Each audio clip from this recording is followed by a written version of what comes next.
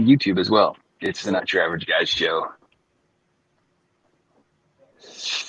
Tuesday, August 5th.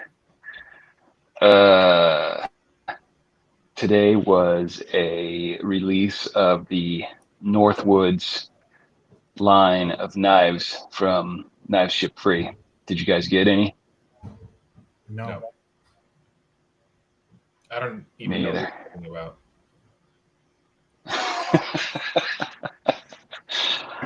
uh, you are you familiar with kniveshipfree.com?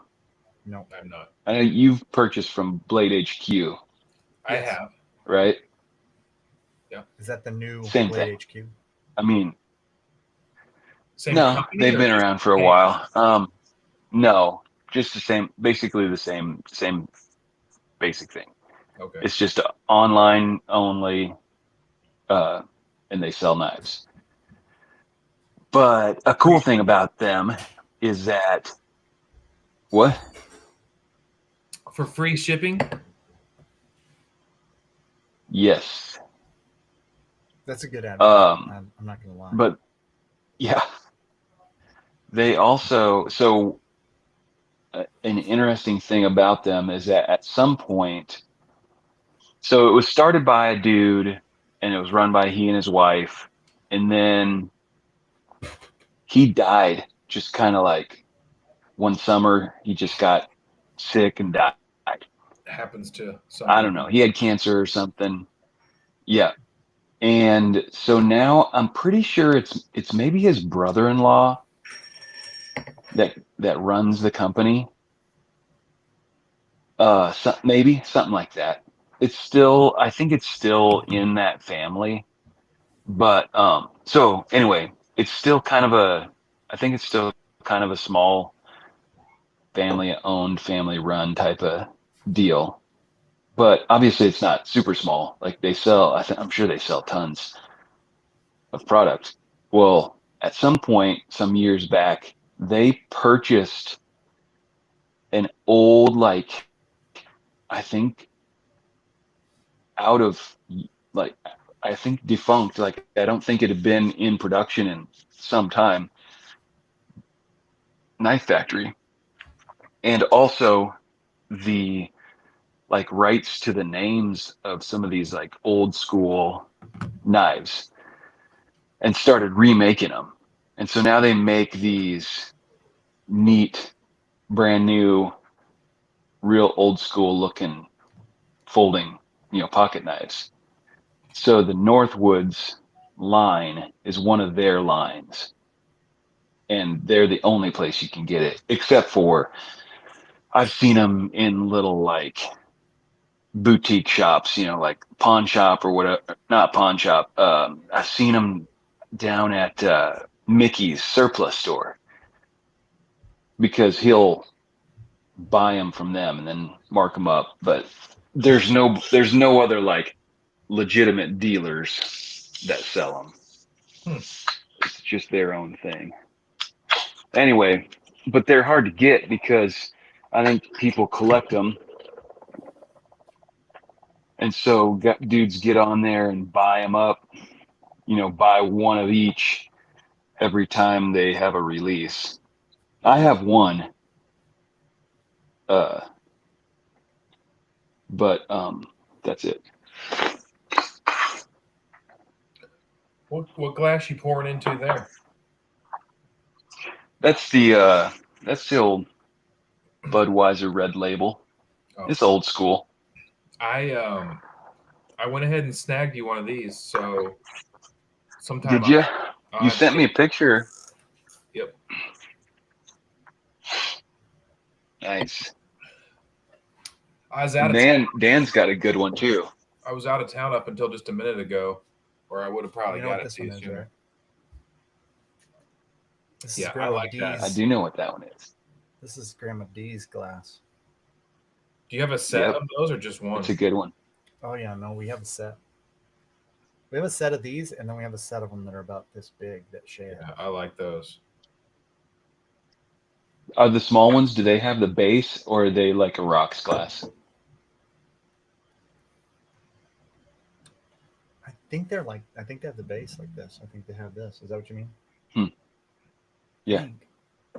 I Cool. know that, I don't know. I know they're shaped like this on the sides. Maybe Yeah. they're, I don't know. Oh, anyway. All right. So you guys were talking beer already before we started out. What was it? Yeah. What it was called? Mr. Vacation. So it's a Martin City Read limited that. run. Read that. Yeah, I'm going to go back to it. Miss Martin City Brewing. Can you only get it there, or have they bottled any? So, according to the interweb, you can get it in 4-packs, Okay. but At according their to location. according to them, you can get it only on tap this time around because they Oh, they have a pretty high demand for it. And I mean, if you think about it, you make a limited run of something that's really good and you have a tap room, why would you yeah, bottle it if you're going to run out anyway? Like, why wouldn't you just sell yeah. it to get people in the door? Because it's pretty good. So it says that it's a barley wine beer called Mr. Vacation, which is aged in bourbon barrels. It's described as a 12% ABV. However, they said this time it was like 13 something. Is that normal for them to have kind of a variation in alcohol content, or are they just, I don't Sure. I guess that depends know? on how loose they are Yeah, with I mean, if it's like a making. They're aged for 4 months in Union Horse Distilling Company barrels, and smooth, rich character with, where's this? What's this? I've got something coming up on my phone that's interrupting me. Caramel, vanilla, and oak. You can definitely taste the oakiness, and that alcohol content is I high love that. enough that it just kind of gives a little more like mouth feel to it Hmm. as you're like breathing it a little bit. Um, Yeah. We should get some of it, and next podcast we'll try it. so how do you Next get it? I don't even podcast, think they we will. I don't even probably think will they'll be can it for driving. you. Maybe we shouldn't be They drinking. won't put it in a growler or something. I don't know because they only sell it in those little 5 ounces.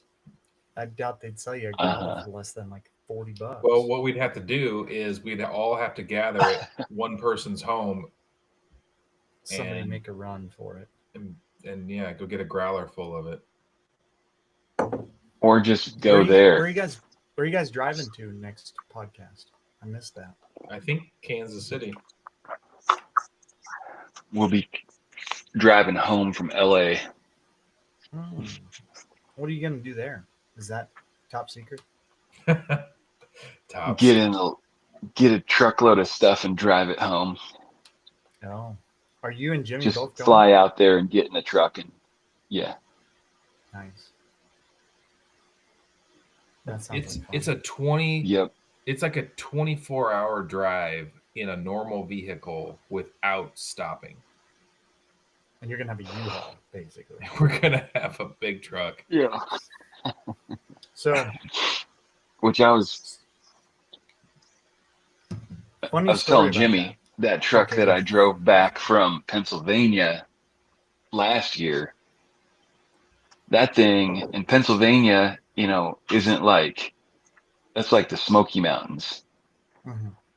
not the Rocky Mountains, because that's an option to come through the Rocky Mountains with a 26-foot Penske truck. But in Pennsylvania, 26-foot Penske was doing like 37 miles an hour up the hills. Which means That's that you're slow. gonna get less out of it going up the Rockies.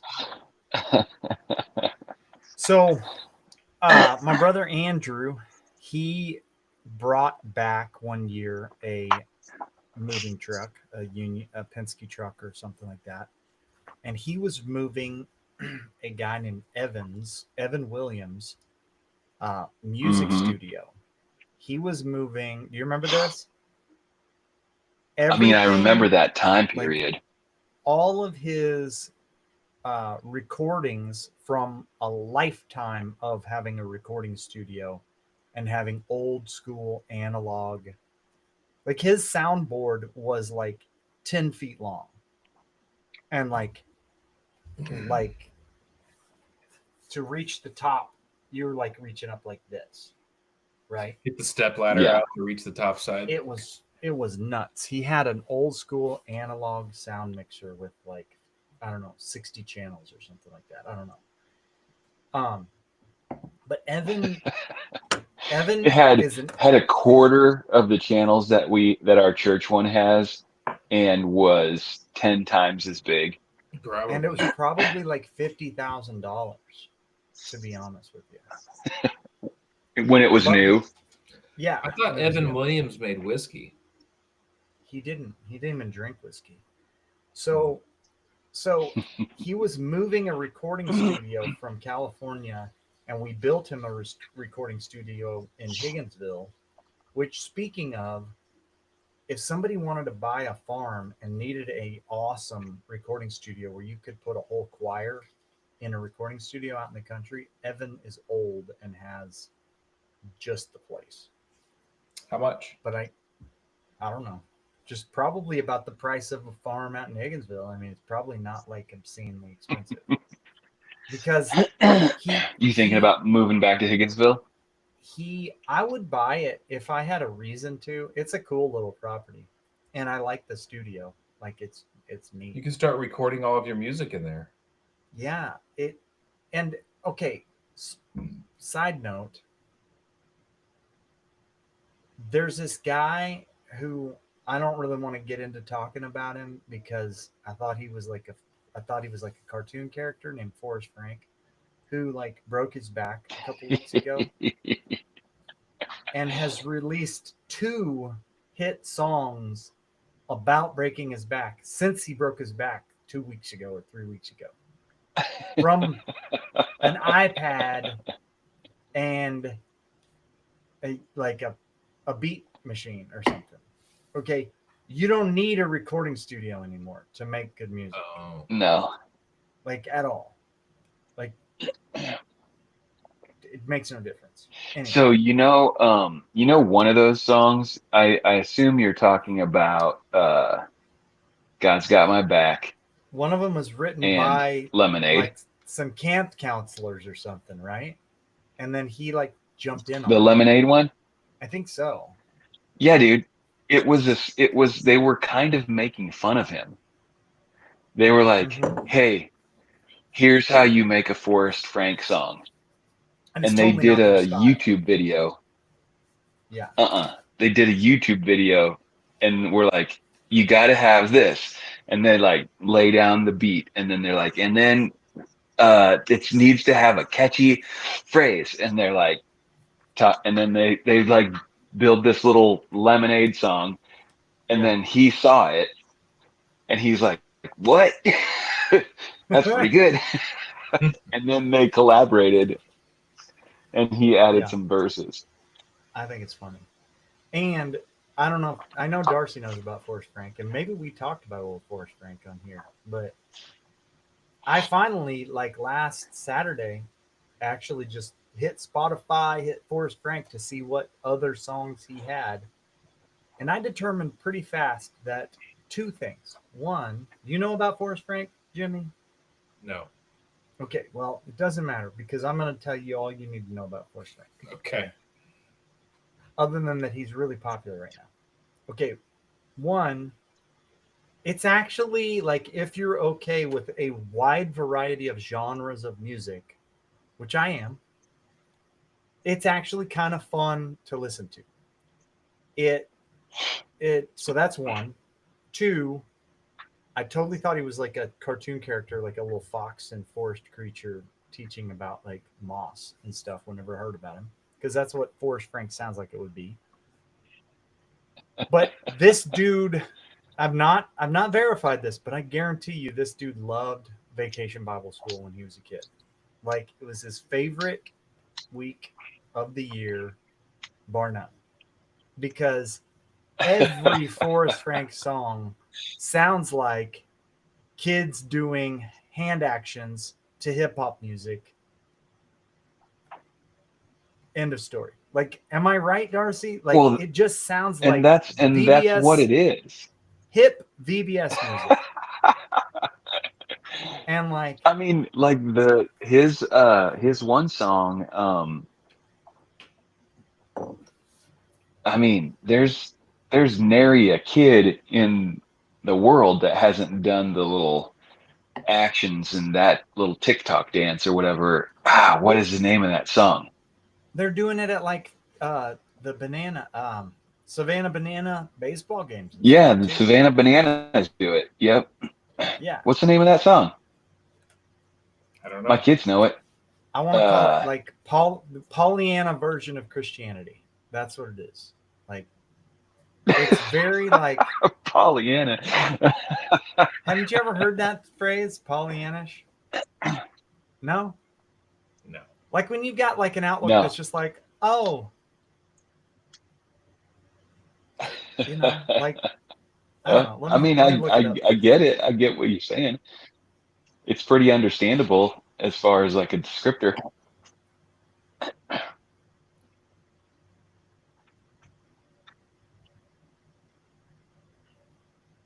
Your way's better. That's what it's called.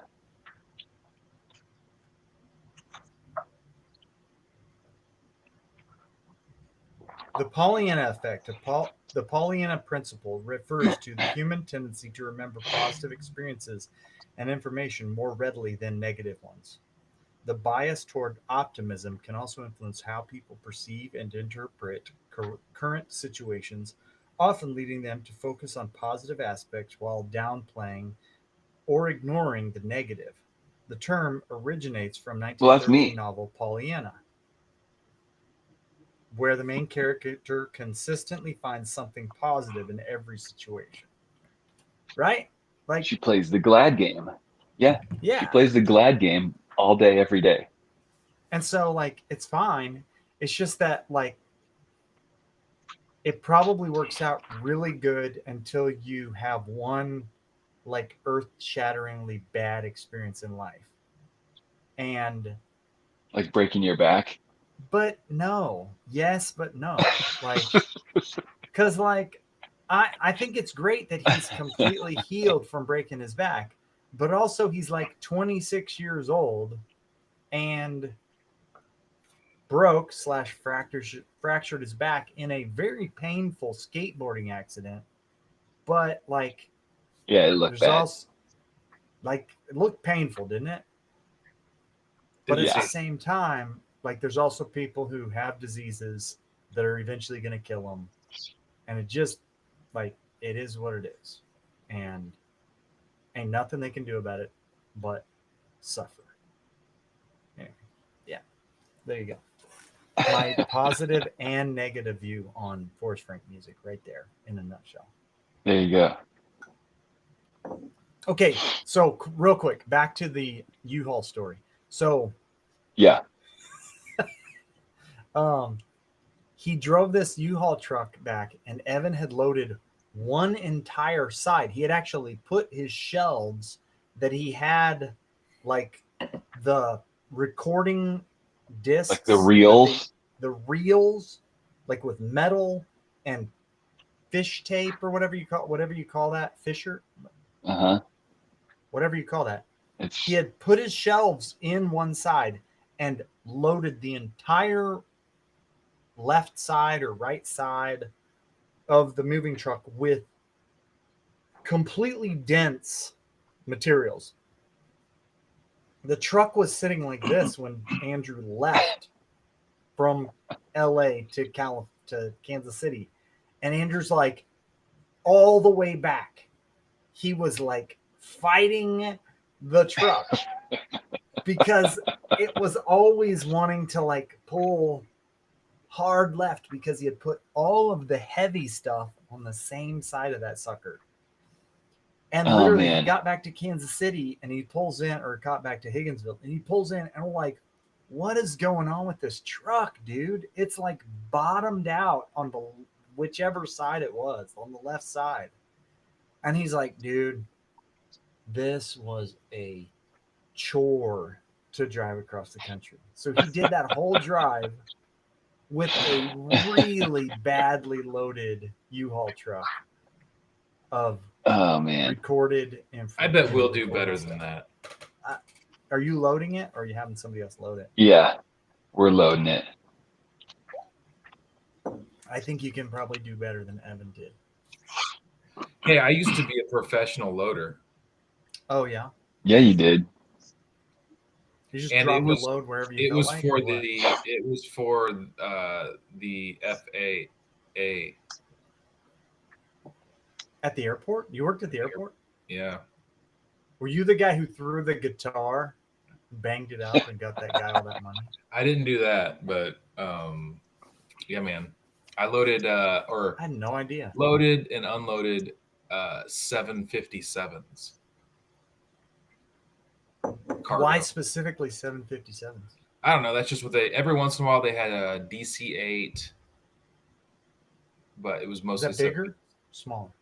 I don't know. It's just different configuration. Mm. Longer. And built by someone else. Yeah. Okay. It was UPS is who I worked for. So there was no passengers ever. It was always just full cargo loads 100% package. Yep. at MCI or At somewhere else? MCI. And they had to be loaded, you had to weigh everything and it had to be loaded just right so that the airplane would fly. and not crash and die. Mhm. Yeah. What would they do? They would have like zones where you could like in this zone you could put this much weight and then Yeah, so like, basically they had what they called containers. So it was this, hole shaped container. It was like a shed and you would load that. And then based on what they weighed and what was in them and where they were going, that's how the order they got loaded onto the airplane. Oh, okay. So you'd fill the container and then determine You fill the weight of that container on container. Mhm. and then put it into the airplane. Forklifts and stuff into the airplane. Yes, it was a special machine called the K loader. I don't know why. I don't know why it was called K loader, but it was, and it was just an elevator with rollers. So you'd slide the can onto the roller, and they would elevator it up and then into the airplane. How long did you do that? 3 years from it was I think 97 is when I started. 97, 98, Whoa. 90. You were like a kid. Yeah. Were you even out of high school? Not when I started, no. Wow. Yeah. So you worked full time doing that or part time doing that for initially? It was full time. Yeah.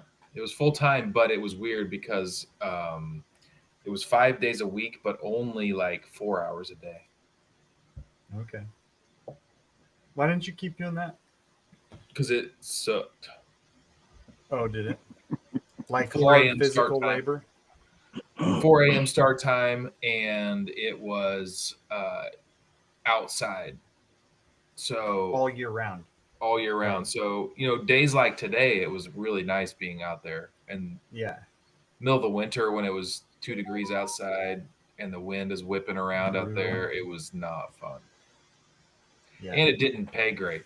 I think I made $8 an hour when I started back in 1997. But I did have full medical benefits, which was pretty great for a kid that didn't need them. And if I were married and had children, I could have got free medical benefits for them also. Mm. There's a guy, this is only quasi related, but there's a guy who I follow on Instagram. And once in a while I get on there and I see his stuff. And he's an aircraft mechanic. So he's always fixing something on an aircraft. But he somehow, every post that he does, he turns the conversation about the thing he's fixing on the aircraft to Lord of the Rings. To like the lore. Hobbit, right? Yeah. Yeah. Yeah. And he'll be like, this is this thing on an airplane that I'm fixing, and here's why it's important. It's not as important as, or it's not as interesting as when, and he just goes through this like diatribe about Lord of the Rings. And he's like, gets to the end of it, and he's like, when Lord Sauron did this and did that, and the rings and the elves and this and blah blah blah blah blah, and he just goes on and on and on. He's like, but it's pretty neat because he's actually talking about the aircraft. The airplane part. Yeah, yeah. But it's pretty important. So yeah. So what went on in your guys' week that was crazy and important?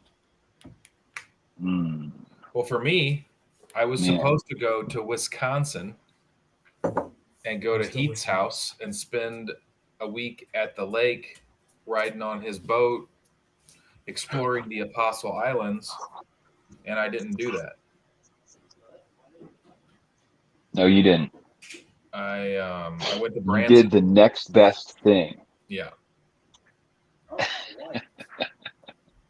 Spent three days at Silver Dollar City.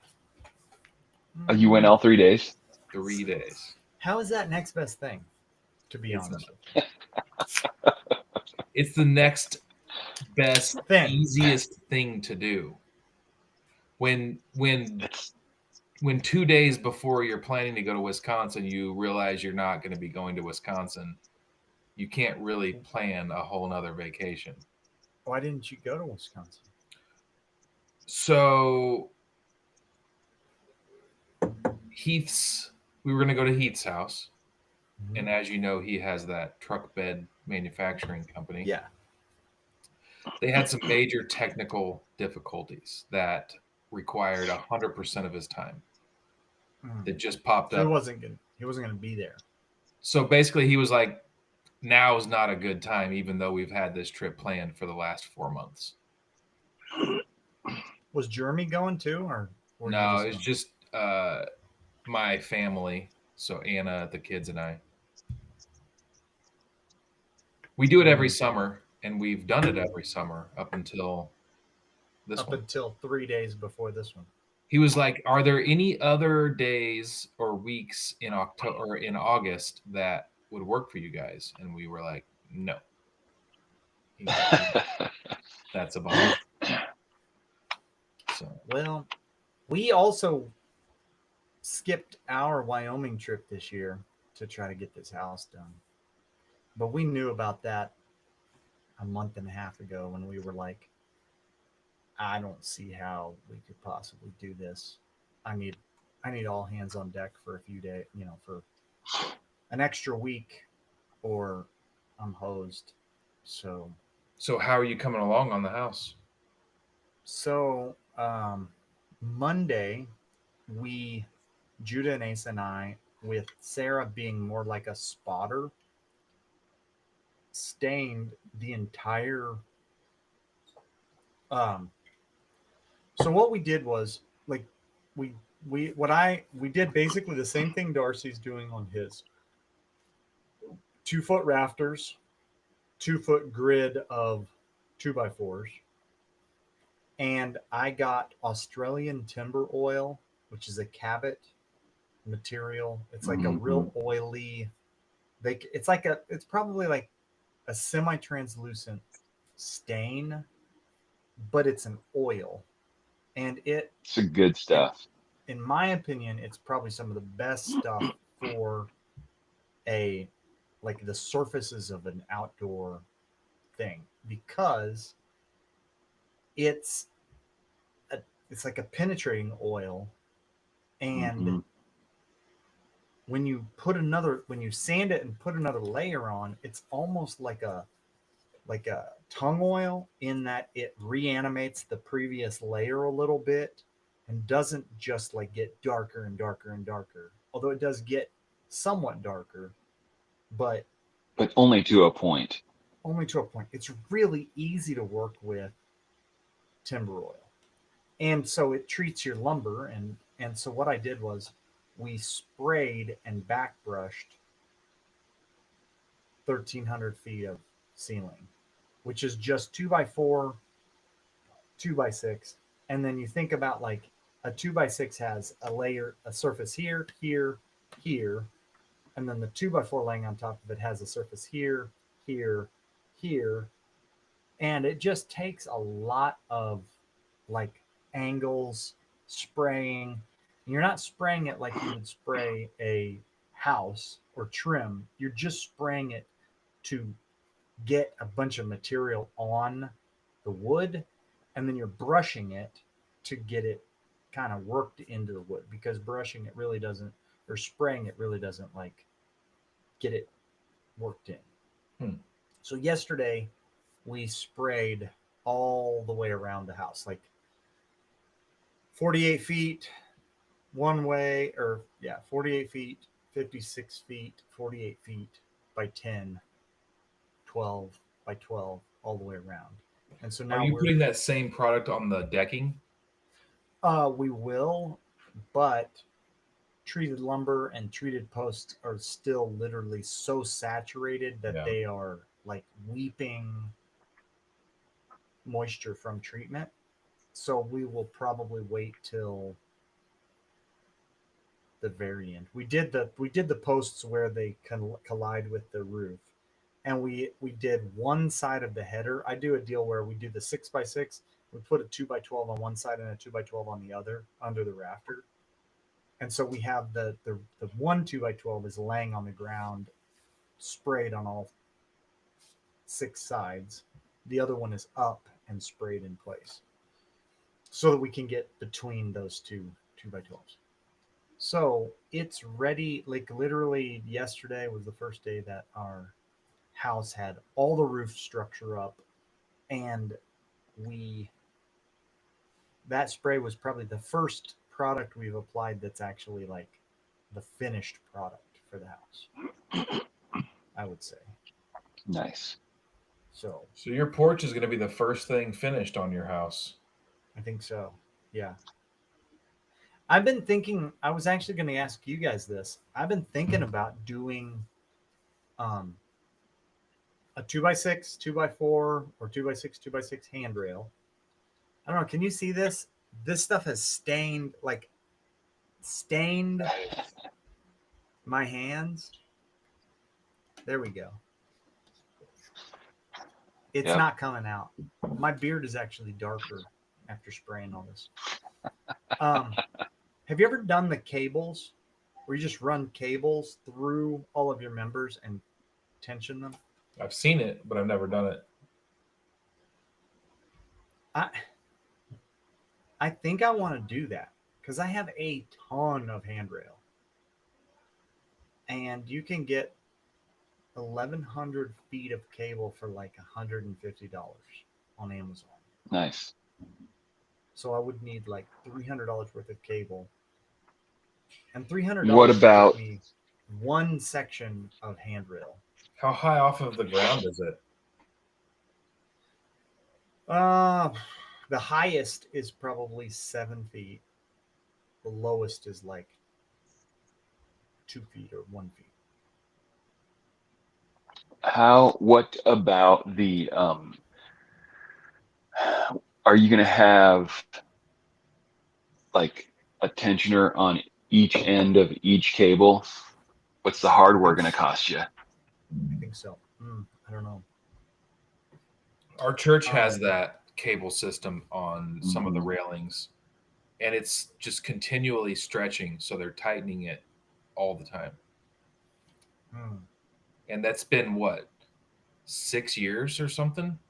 That building's been there. So it just keeps sagging, even that you tension it and the metal cable sags. Yeah, the metal. So I guess they're just stretching. I don't know. Kids are climbing on them. yeah, that's the thing. I don't know who decided to put ladder style railing around the balcony of the children's center, Yeah. but kids climb on it every day. I mean, anytime there's a kid there, there's somebody climbing on it. Yeah. I think that it's more of a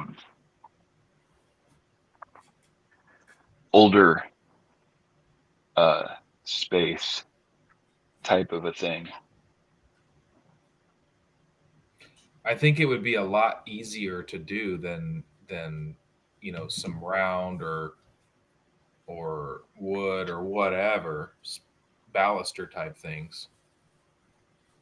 Well, I'm trying to calculate it here. I'm going to end up with, if I have 10 feet on each end, 56.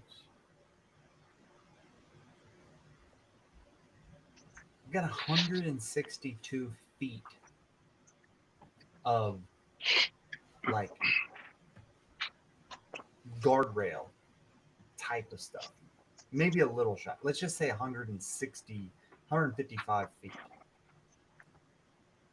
I can't think of anything that's going to be as like cost effective as that cable. Rope. So that was the other thing. I'm like, so I don't know that I've never tried to get through an inspection. Does the inspector, if he can push the 4-inch ball through it and the cable like flexes, does he say it doesn't pass? You know what I mean? That's what I was wondering, because Wow. you can't. I mean, obviously it's you can use it because it's in commercial buildings, Right. but yeah, I don't know. But in a commercial building, does it have like 900 pounds of pressure applied to it? And like, it's like, I like Well, that they are panel. in I did steel the columns. panel stuff. do what? The The what? panel grid. Cattle panel? Hmm. I like that look. That is not cheaper. No, I don't think that's cheaper. but it's not difficult. It's you just cut it and screw it. Done. What? How do you just apply a board to each side of it or something? I don't know. I've never Yeah. done that one either. I haven't either. What would it be? It'd be the 4x4 grid on the cattle panel, The right? 4x4 grid, yeah. Hmm. And those are like what, 10 feet? So you'd need I imagine you 16 can get feet. them out to They're 16. 16. 48 by 16 would be. Well, this says $75, but there's no way that at like Tractor Supply. They're expensive. 50. Well, dude, if I'm gonna spend $52 on that, I might as well just get my powder coated handrails for 100. I mean, Oh, like, I can get powder coated FE26 the aluminum race ones. rails. Yeah. They're steel, powder coated steel, for like $100 each. I was hoping not to spend $1,500 or $2,000 on my handrails. That was my What's cable gonna cost you? $300. Really? Yeah, and I'll have a bunch of it. Is that what, 1/4 inch cable?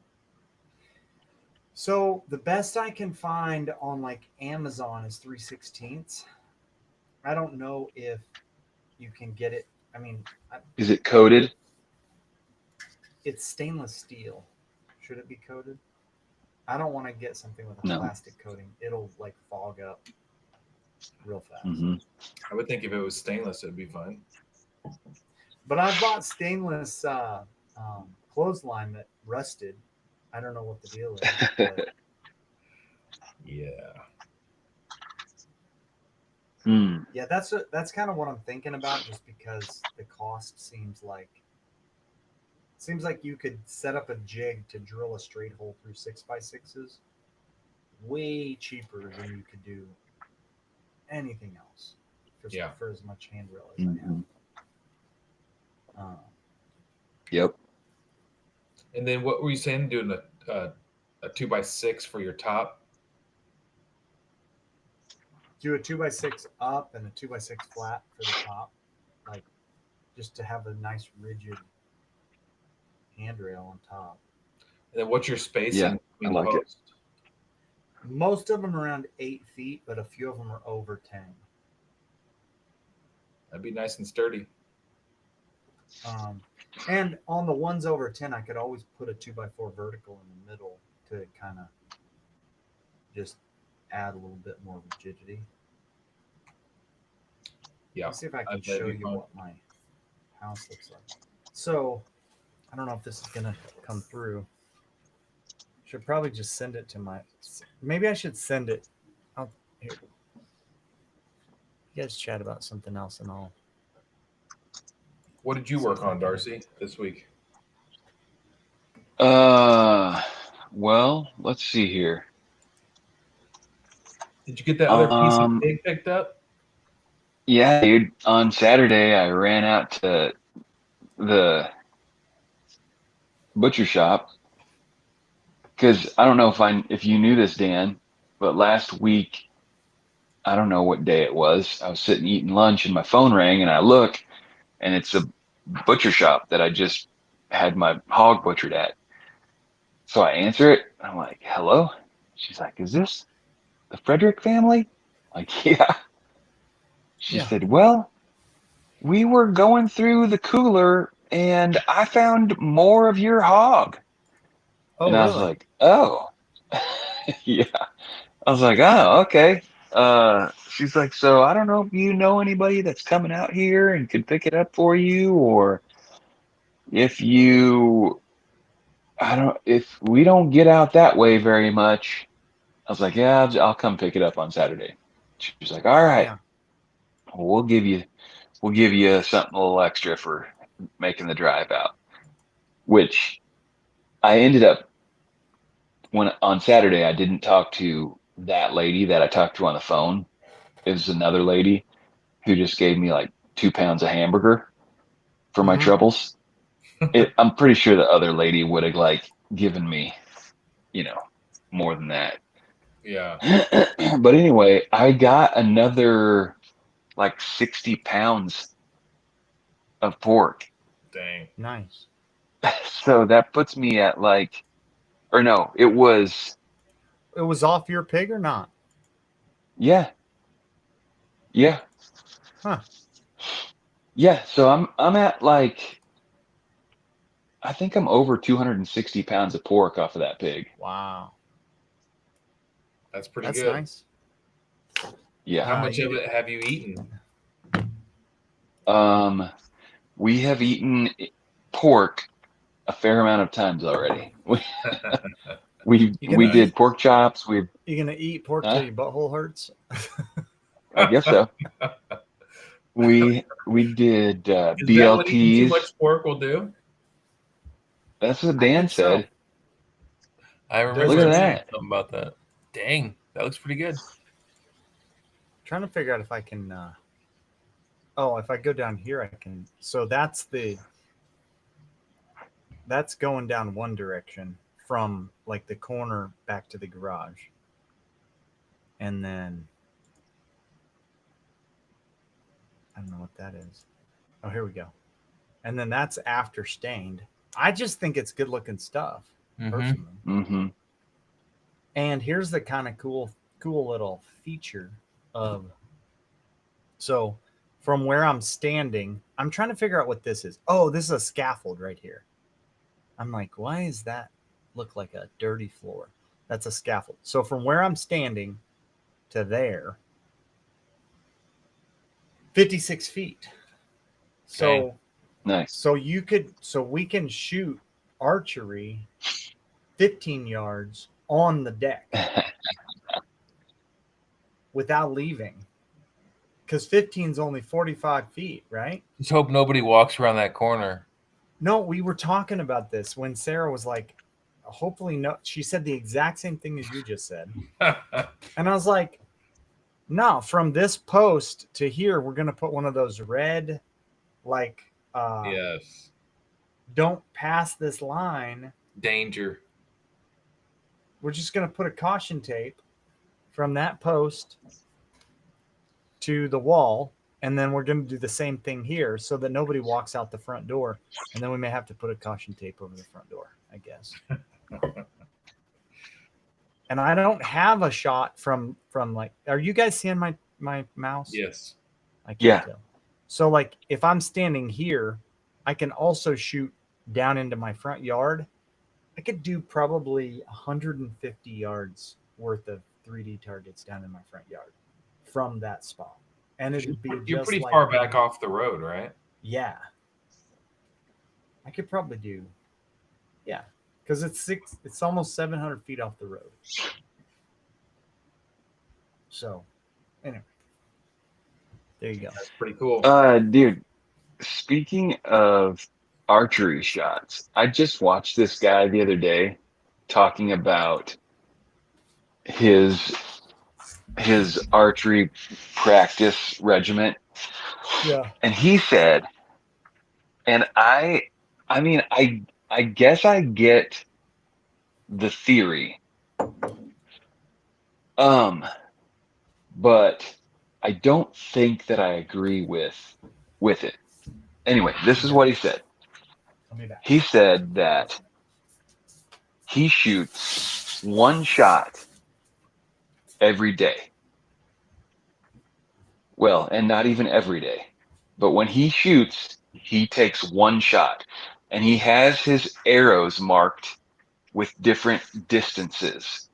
So he, I guess, closes his eyes and he reaches in, pulls out an arrow, looks at it, it says 70 yards. So he knocks up and takes a 70-yard shot. And that's his practice for the day. One shot. And his theory is that when you're in the field, that's all you get. You get one shot. Yeah. So I mean, I get what he's saying, but how do you hone your technique Right. with one shot a day? And he said, and it's not even every day. He said he tries to do that 3 times a week. Yeah, I don't know. That's weird. So I was gonna say before you said that part that it makes sense if you're like Dan, we're not hearing you. Nah, he gone. He must think he's in his headset or something.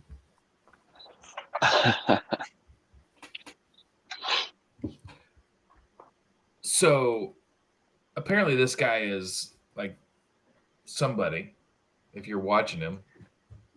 Yeah, he's I don't know, he's a semi-professional hunting guy, I guess. you guys are telling me I'm not in my With headset? Yes. No, we can hear you now that you came over there. It must be Crazy. like a microphone catching you. Yeah, that's Yep. it. Is that it? Yeah. Yeah. This is the microphone that I'm talking on? Oh my. Yeah, now you're really loud. Oh my gosh. Dan and his technical issues. Okay. So what I was gonna say is I was totally buying it whenever you were like every day. So like, yeah, like if you are like at least at minimum, I'm gonna take one shot every day.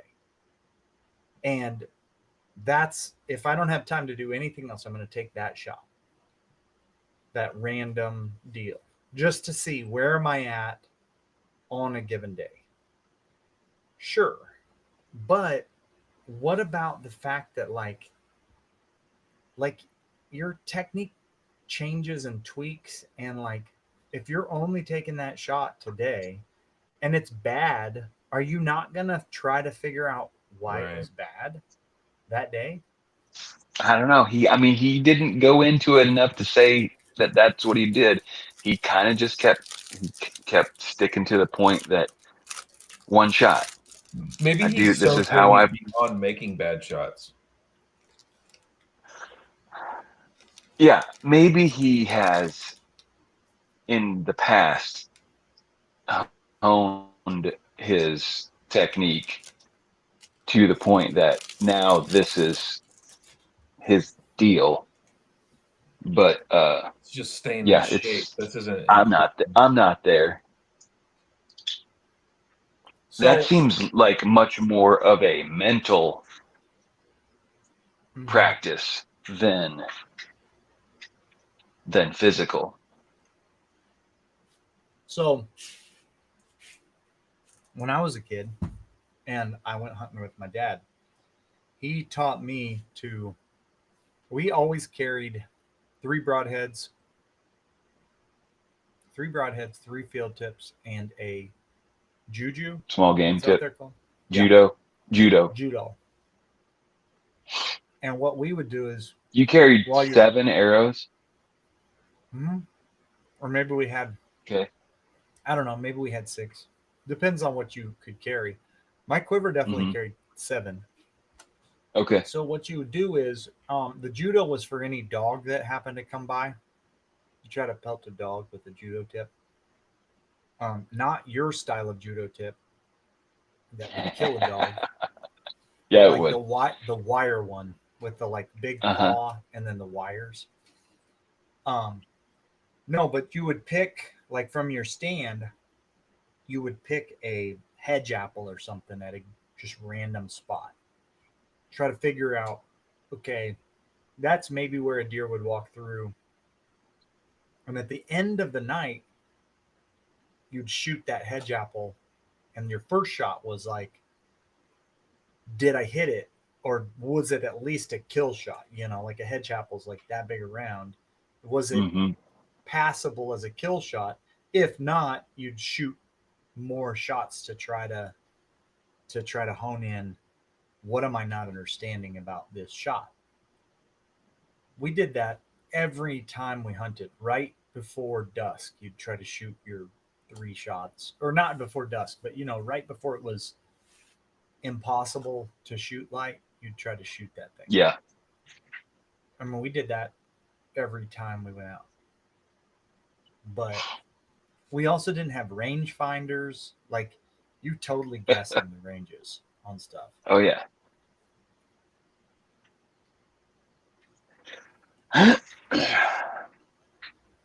So you can't hear me chewing. No. No. Nice. Are you hearing us in your ears? Yeah. Weird. I thought it can select to use the earbuds in here or in there. I don't know. Nice. Hey, random question for you, Jimmy. Okay. So you worked at the airport. Yep. And then you worked where? Well, when I first started at the airport, I was also working at a farm.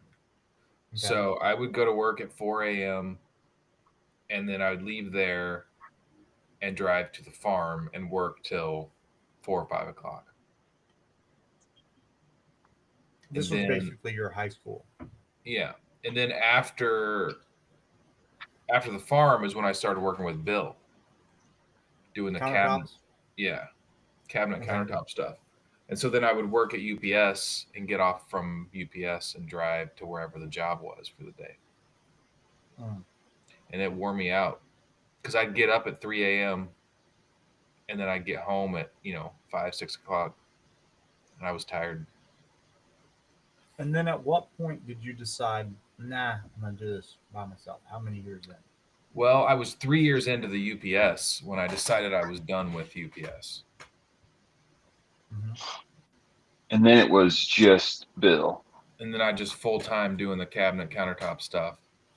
I did that for forever, and then quit that and went on my own. Forever, quite a while. It would have been. I started doing that probably in like 98, 99, doing the countertop stuff. And then I stopped doing it in 2013. Whoa, you did it for a while for him. Yep. However long that is how long I did it. Okay. So here's the second 15-ish years. 15 years you did it for him. You worked for him. And you always drove a Volkswagen with a toolbox in it? Not always. No, I used to strap countertops on top of it. You always did that? No, I used to drive vans and trucks. I had a minivan for a while, little Astro van. Mm-hmm. Oh yeah, And then we were I into the Astro vans when I was a kid. had a Ford F-250 for a while. Mm-hmm. And then just towards the I don't know, the last 4 or 5 years is the Jetta thing, the Yeah, Volkswagen. you figured out that you could consolidate everything into a Jetta. Well, we stopped doing bigger projects and started doing smaller projects, and then he figured out that we could fit everything into The the car Jetta top carrier. and save a lot of money on fuel because we were driving all over the dang creation. We were driving up to St. Joe and Chillicothe and Ottawa and Topeka and Lawrence and Bunch of stuff everywhere, for Home Depot and stuff. Home Depot and Lowe's and everywhere in between. And man, we were driving. I was driving 6, 7, 800 miles a week. Wow. So the 250 was just draining the gas at that point. Yeah. Yeah. Okay. So here's the question, Rand. This is all going somewhere. Okay. If you had only one income, just your income, that's it. Would you do what you're doing now? Or would you do it differently than you do it now? Or what Yeah, would I'd you probably do what I'm doing. I'd just do it differently, where it would produce more income if it was 100% on me. you think that it would be easy to transition to one income? Or how would your I like think it would take a little bit of time. I don't know that it would be difficult. yeah. But your basic gist is you have some clients, you do work for them. You don't advertise, you don't do anything Right. to get more work, Correct. and you do stuff bid work, or you do a lot of hourly, Both. just Mostly build. hourly work these days. Yeah, you just build them whatever it is. Yeah. Okay. Yeah, I have on my business that I'm doing like coaching with. There's guys that are wanting to quit working for the business and start on their own,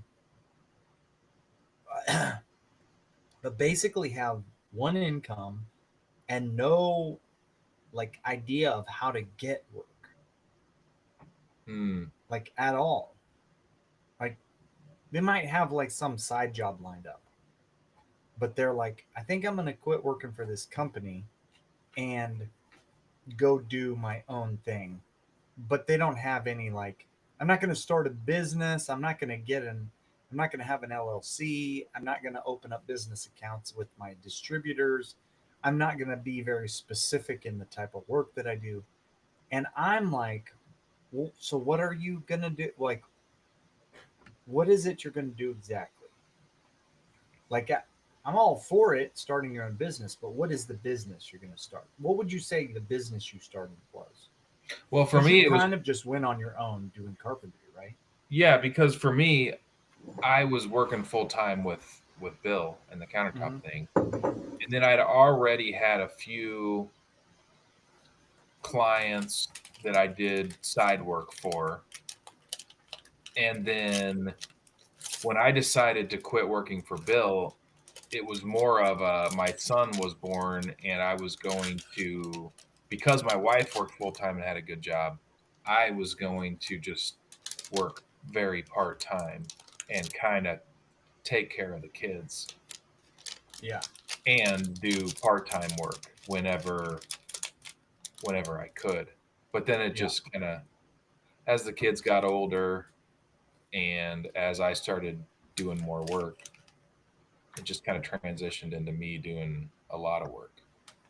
So it probably wouldn't have transitioned well if you were the only income. Well, yeah, no, it would not have. Not at that time. How did your Darcy? How did your like forte into contracting go in your like? retrospectively speaking? I mean, it went fine. I did get an LLC and open up business accounts,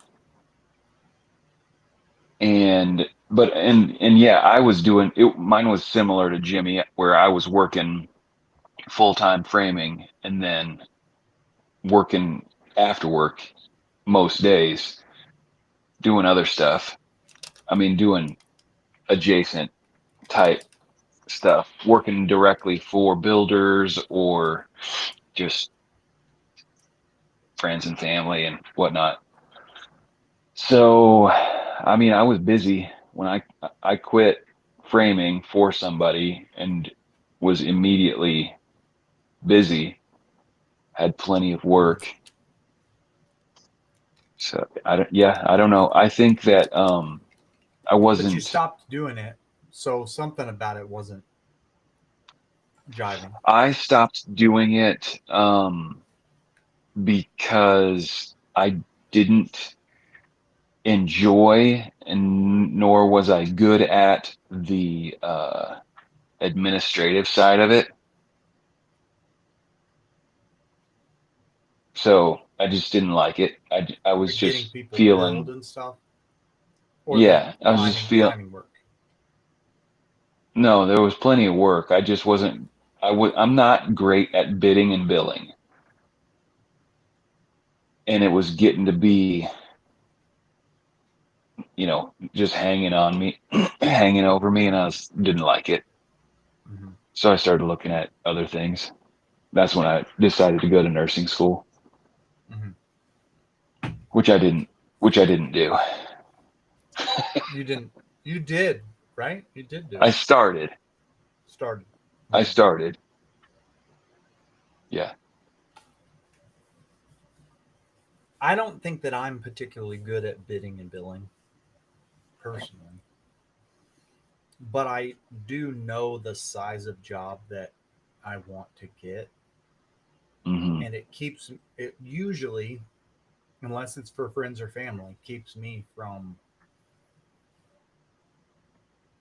getting into something that I'm like, I would not want 6 of these in a week kind of things. Like, I don't want this little piddly thing.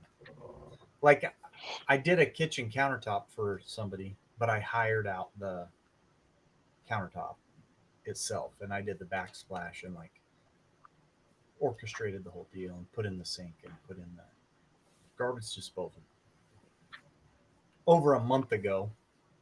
And I still haven't gotten back to put 3 pieces of trim on and caulk the joint between the countertop and the tile.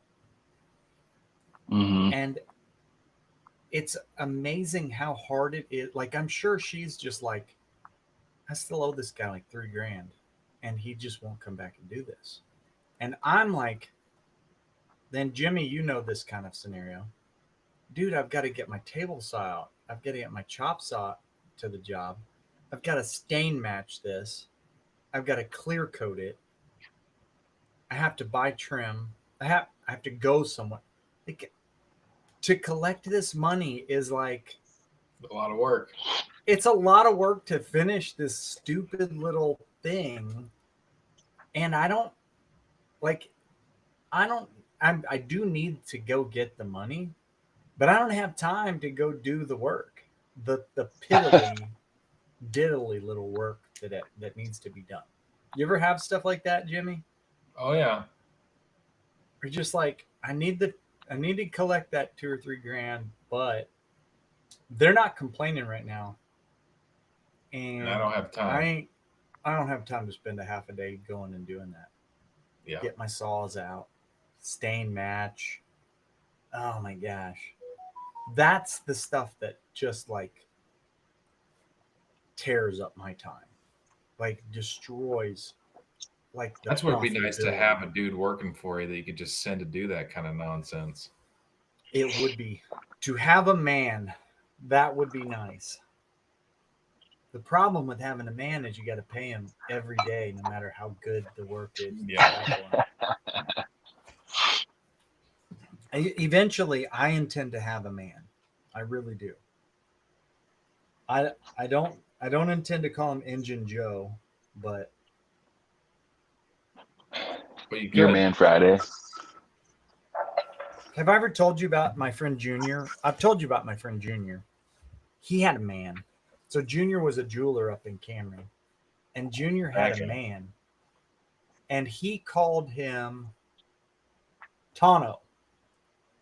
He called his man Tano, and everybody he talked to, he called him Tano, and Tano mowed for him. He helped maintain his airplane. He would go out and set up deer stands at their deer properties. He would just, like, he did the maintenance on all of Junior's vehicles. And John Wilson, my dad's best friend, was up there at Junior's one time, and he probably had heard Tano referred to as Tano 50 times. And one day he says to Tano, "Hey, Tano, would you grab me XYZ?" And Tano, or Tonto, or whatever you call him, just freaking red faced threw, and I don't mean that as a slur, I just mean like he was angry, threw down whatever he was doing, and he charged off, and he just like got in his truck and left.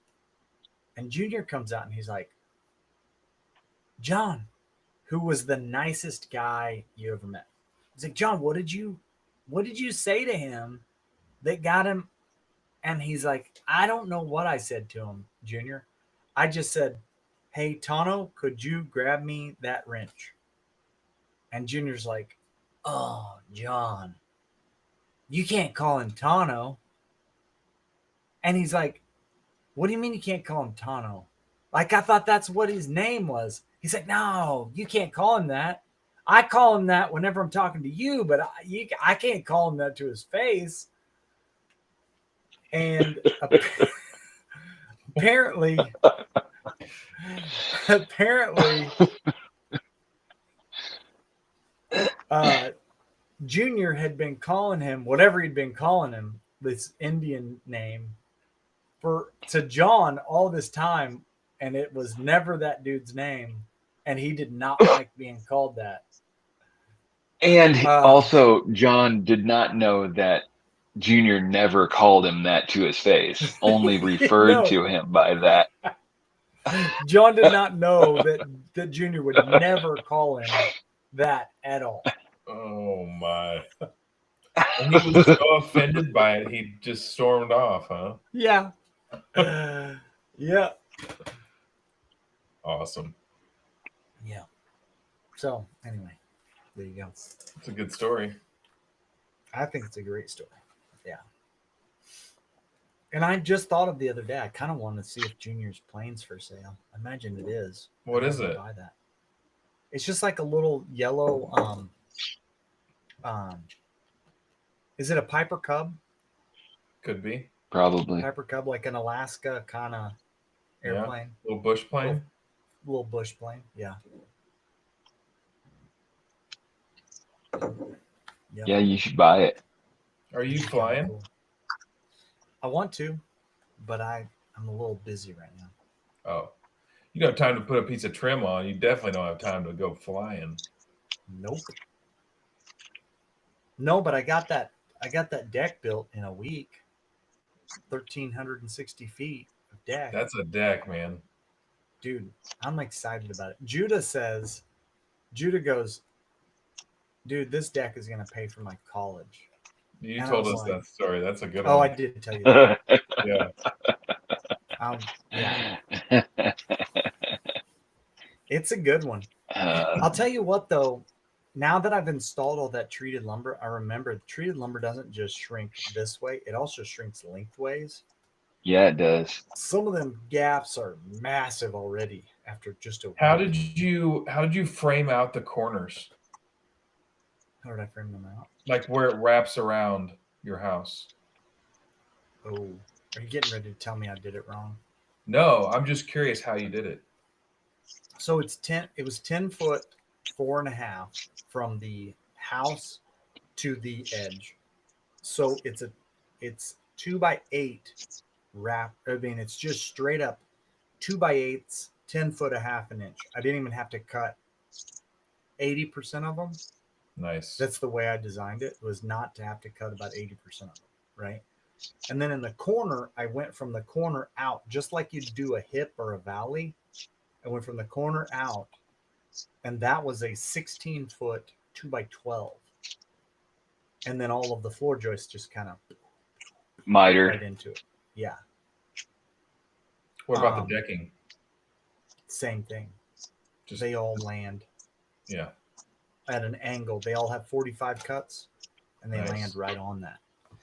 And dude, I don't think I have a picture of it, but I should get a picture of it. The what do you call the 2x4 girts? So you got rafters, and you have girts, purlins, right? Maybe, but the 2x4s that go every 2 foot center on this deck,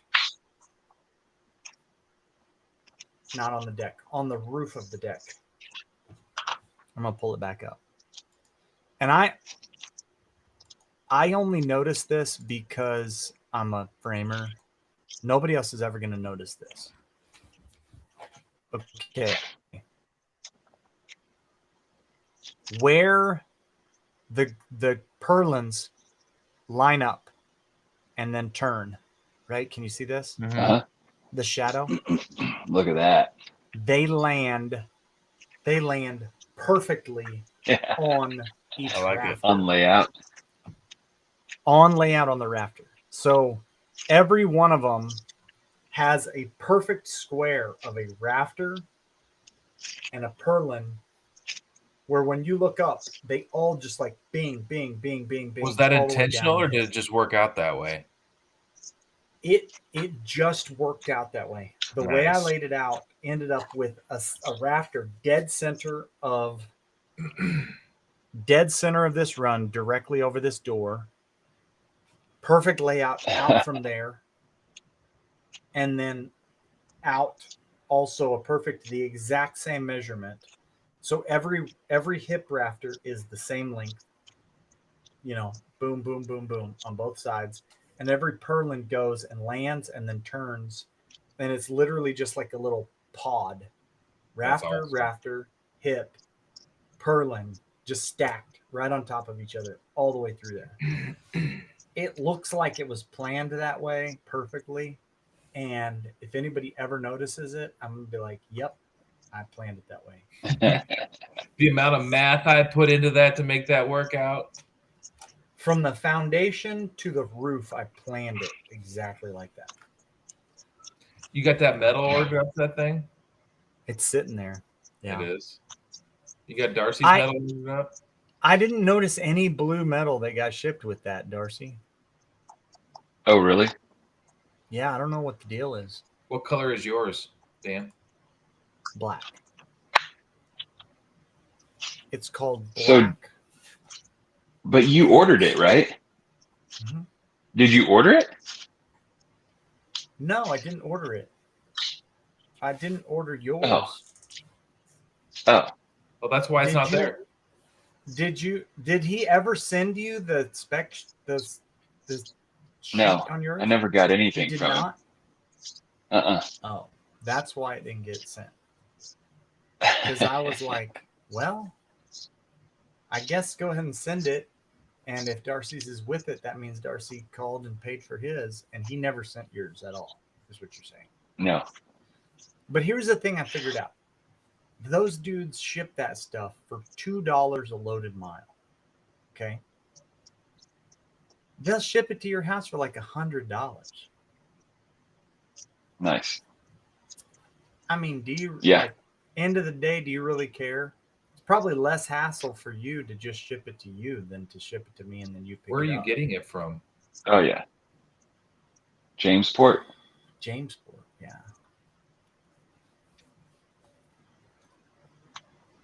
They're all Prairie Metal Sales. They're all a little Amish up there. A little or all the way? Even the people that aren't Amish are a little Amish in Oh. Jamesport. Mhm. Like the girl that works there at the Prairie Metal Sales was wearing blue jeans. That ain't an Amish thing, right? No, that ain't Amish. And it's probably not Mennonite either. But everybody that was working there was like shaved mustaches. But not super Amishy looking hats and stuff, just like ball caps. Did you have to drive up there to order it? I didn't have to, but I kind of wanted to because I wanted to just walk through it with him. Mine's got a lot of little quirks about it. When's the metal going up? Uh, man, tomorrow probably. Nice.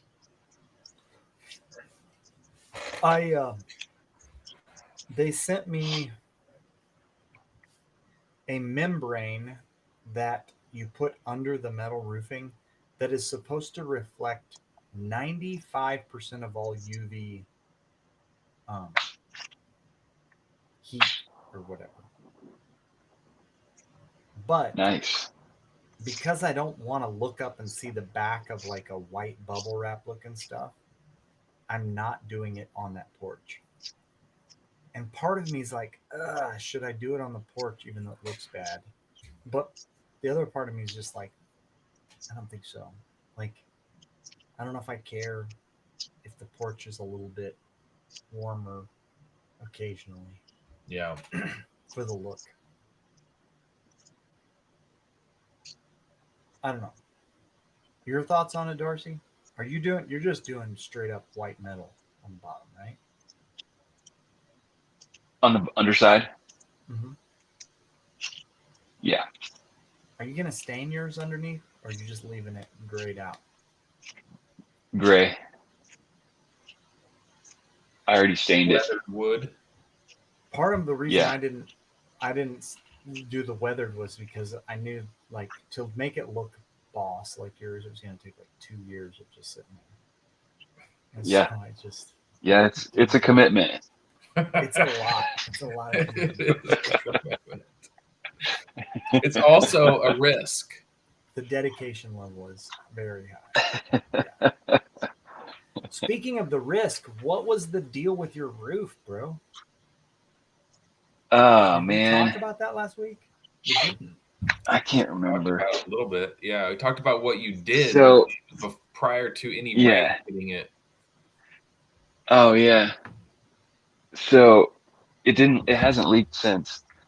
But yeah, so and the funny thing is that I've always, for a long, long time, said to myself, if I ever build a house, I kind of want to build it with a dip in the ridge.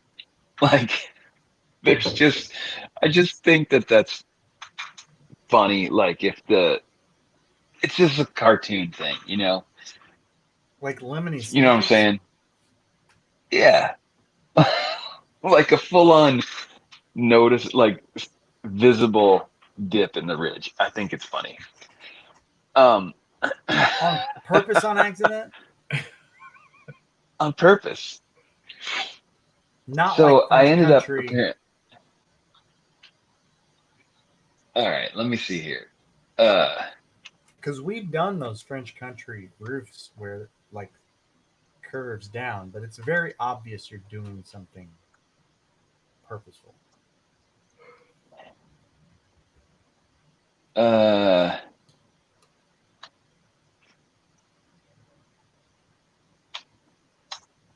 Are you starting to have second thoughts about maybe trying something like that? No, what I'm saying is I ended up with a house that just has that naturally. Unnatural. So you don't have to actually build it that way. No, yeah, and so how my I've got that gambrel style roof up there.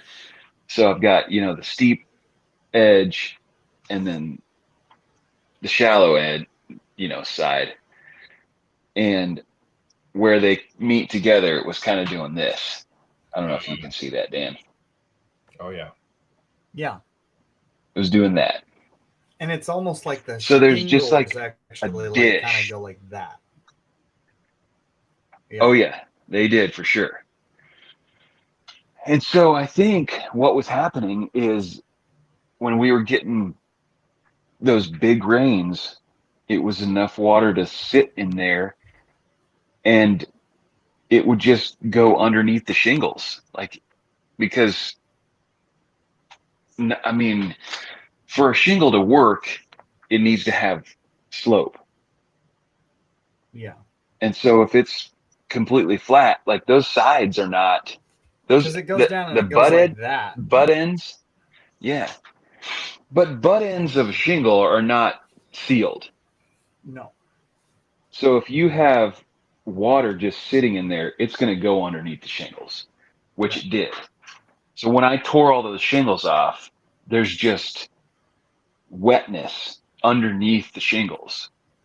No major, like, there's no major, like, there's no nail pops. There was no big holes, no big worn spots, no missing shingles, just water Just underneath moisture. the shingles. And that's what I think had to have happened, is in that little valley, Mm-hmm. water was just running sideways underneath the shingles. So I Yeah. just tore it all off in that major dip area and built it up and shingled back over it. I just, but uh, yeah, I'm not seeing anything that would be an accurate representation of a saggy roof that I would build. Purposely build. Yeah. Dude, there's a dude in Kansas City that's probably, honestly, probably making bank building, the like series of unfortunate events style of houses. Uh-huh. Do you know what I mean by that? I Like think. the walls are not straight, everything's like crookedy and curved like that. And he builds kids' tree houses, brand new, but they just look like a ghetto-y French country They look. style of building. It's like some silver dollar city stuff. Yeah. And I'm seeing them in Stillwell. I've seen 4 or 5 of them. And I'm like, you had to go out of your way to put that much out of square in something and still get it to all kind of come together into a thing. Right. There's Yeah, it'd people. probably be harder to build it out of square than it would be to build it in square Oh, yeah. and have it Because, be like, functional. a little out of square isn't going to cut it. A little out of square just looks like you're incompetent. So you got to go extreme so that when you cut in those shake shingles around that corner, it's like obvious that you meant to make it look cobbled together. Right. But yeah, Yeah. I mean, it's a business, I guess. Dude, it's 11 o'clock, and I've got to Yeah. get up at 5:30.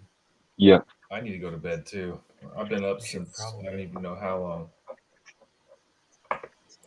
Yep. It's time to call it. Okay, listeners.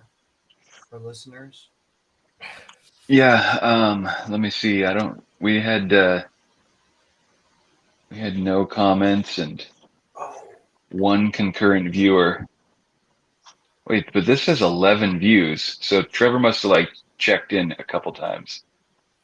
dude, I got to tell you guys this before we go. Uh-oh. I really apologize. Okay, I saw something today that got me going on something. You guys probably already know All right. about it because you're car people. 2 things about this ad are things that I really never have wanted a new vehicle per se, like a new truck, and I've never really wanted an electric vehicle. But Volkswagen is building a factory in like South Carolina or something. And one of the vehicles that they're going to send on the line is an International Scout electric truck. Really? And now I And both want a new kind of truck and an electric vehicle. I forgot that I saw that that they were gonna bring back the International. You Dude, didn't and ever want that brand new Cybertruck? No, Oh, not even a little bit. all I'm right. gonna see if I can find a photo of a Scout Terra.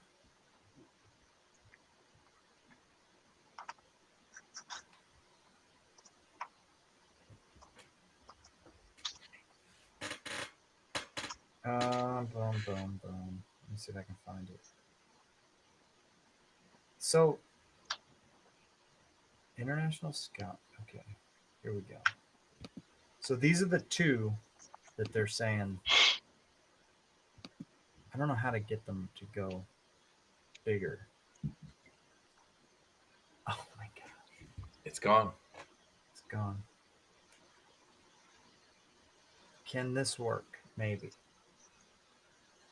No, that's a terrible view of it. Here you go. You get one and share it, Darcy. The inside of them looks pretty nice and kind of boss. So they're doing a 350-mile range, and they're not a hybrid, but they have a gas generator that charges the batteries that gets them to 500 miles of range. And Gas generator and that seems so crazy. isn't that funny? And here's the thing. So I learned to drive on a diesel-powered International Scout Terra. My whole childhood, my dad drove an International Scout.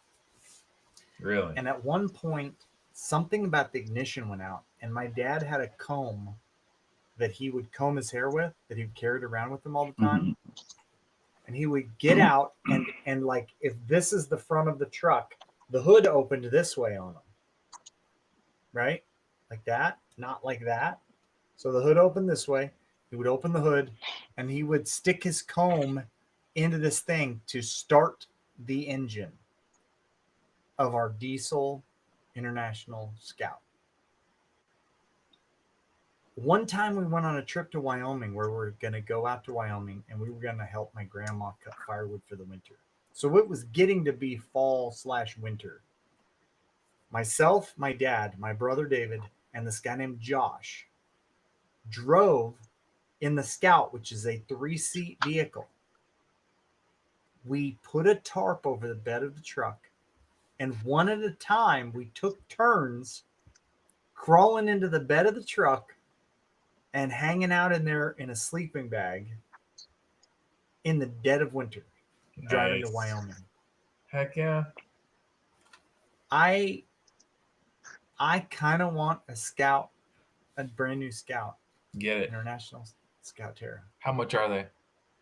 So they're saying that their base model is going to come out at 50,000, but everybody's saying like no, like that's a great idea, but they're No. probably going to start at like 70,000, Yeah.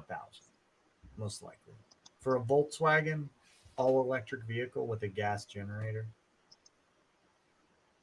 So I don't know. There you go. And it's not going to be like supposedly it's going to be like a solid rear axle. It's going to be built like a truck with a chassis, with the cab and everything sat on top of it, just like a truck is, not a integral frame like a crossover or something that looks like a truck. That's pretty cool. I say get it. I kind of want one. And my wife was like, why don't you just get an old one and fix it up? And I'm like, We could do that too. Let's do that. That's plan B. So Yeah, I think that's better. get the old one and fix it up. Yeah, that'd be pretty cool. Those things are neat. Those old ones. Yes. Dude, they are. They really are. And that thing, I don't remember what ended up happening to our. Oh, I do. So what it was is the I starter remember. went out. The starter went out on it. Is that what you're remembering? And the only starters that were available were like over in China or Japan, and they were like they were like these electric motors that ran for manufacturing plants. It was crazy. Like it was the engine they put in the Scout that my dad drove was a diesel engine, and it was like the main use for it was manufacturing plants, and they would just run them at like 80% day in and day out for manufacturing. International had the most goobery way of putting together engines. Like they just be like, we need to make this filter work for this engine, and they would just like stick a tractor filter on an engine, like an oil filter. So like nothing about those things was like consistent year to year at all. But Fun. I still love that thing. That was my Yeah. when I saw that vehicles. truck coming out, I was like, man, you're gonna make me cry. Well, start looking.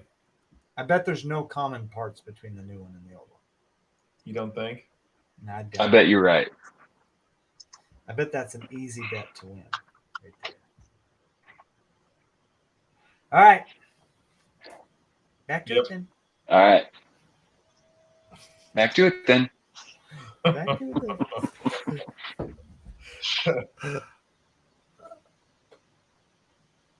All right. We'll see you next week from the road. Are we going to join?